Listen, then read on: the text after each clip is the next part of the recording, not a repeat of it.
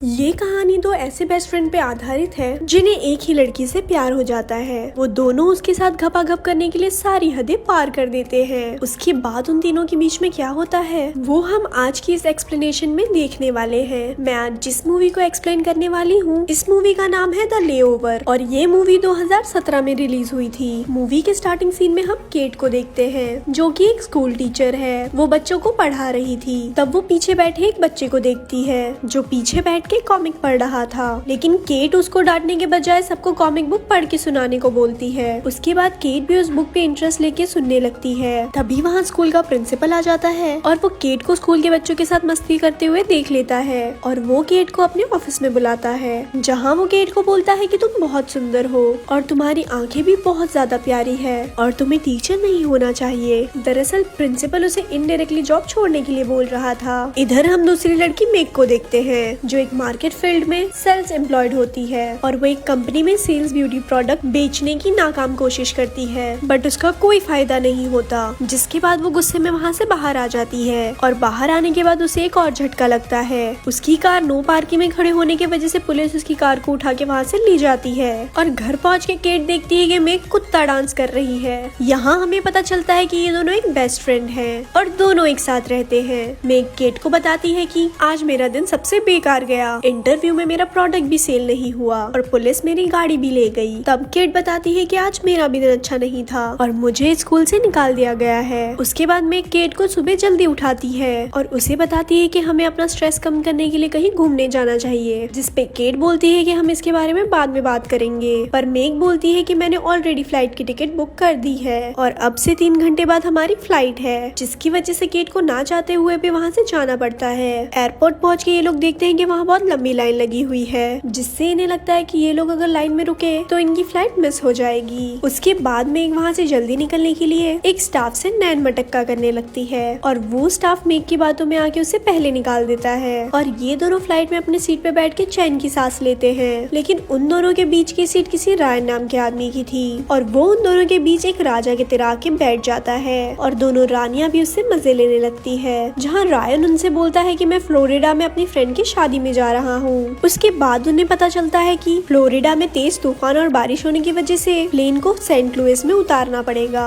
जिसके बाद ये दोनों वहाँ एक होटल बुक करते हैं, जहाँ ये दोनों बोलते हैं कि हमारा सामान एयरपोर्ट पे मिस हो गया है। उसके बाद ये दोनों लिफ्ट के पास जाते हैं और जैसे ही लिफ्ट खुलता है तो इन्हें वो घर की रायन दिखता है, जिससे ये दोनों उससे पूछते हैं कि तुम यहाँ क्या कर रहे हो। जिसपे रायन बोलता है कि मेरे फ्रेंड की शादी में भी टाइम है, इसीलिए मैं अपनी लाइफ खुल के जी रहा हूँ। रायन उन दोनों को शाम को ड्रिंक पे इनवाइट करता है और वो दोनों भी खुशी खुशी हाँ कर देते हैं। बाद में मैग सोचती है कि मेरा सामान तो एयरपोर्ट पे गुम हो गया और मेरे पास पहनने के लिए कोई दूसरे कपड़े भी नहीं है, इसीलिए वो केट से हेल्प मांगती है और केट बोलती है कि मेरे पास भी ऑलरेडी एक ही ड्रेस है। वो उसे साफ मना कर देती है। उसके बाद शाम को केट पार्टी में जाती है। रायन उससे मेग के बारे में पूछता है, जिस पर केट बोलती है कि मुझे नहीं पता कि वो कहाँ है। तभी वहाँ मेग भी आ जाती है जिसने साड़ी पहनी थी और वो साड़ी में बहुत ज्यादा ब्यूटीफुल लग रही थी। तभी वहाँ टीवी पे एक न्यूज आता है कि फ्लोरिडा में ज्यादा ही मौसम खराब हो रहा है, जिसकी वजह से वहाँ जाने वाली सारी फ्लाइट कैंसिल हो गई है और अनुमान लगाया जा रहा है कि वहाँ 3 दिन तक मौसम साफ नहीं होगा। ये सुनकर रायन काफी ज्यादा दुखी होता है और उसे सुख देने की गारंटी ये दोनों ले लेते हैं। उसके बाद ये दोनों डांस कंपटीशन करने लगते हैं और डांस करते करते मेग का पल्लू नीचे सरकने लगता है और सब लोग उसके मैंगो को देख लेते हैं और उसके बाद तीनों अपने कमरे में जाने लगते हैं। पर कमरे में जाने से पहले केट और मेग के बीच में बहस हो जाती है क्योंकि वो दोनों एक साथ रायन को पसंद करने लगे थे। अगले दिन मेग रायन के साथ हॉट एयर बलून पे जाने का प्लान बनाती है, पर केट को ऊंचाइयों से डर लगता था। तब रायन बोलता है मैं और मेग वहाँ चले जाएंगे, लेकिन केट मेग को रायन के साथ अकेले जाना नहीं देना चाहती थी, इसलिए वो भी उनके साथ जाती है। लेकिन ज्यादा ऊपर जाने के बाद केट काफी घबराने लगती है। तब रायन उसे अपनी बातों में लगाकर शांत करता है। अगले दिन केट और मेग एक कॉफी शॉप पर बैठे थे,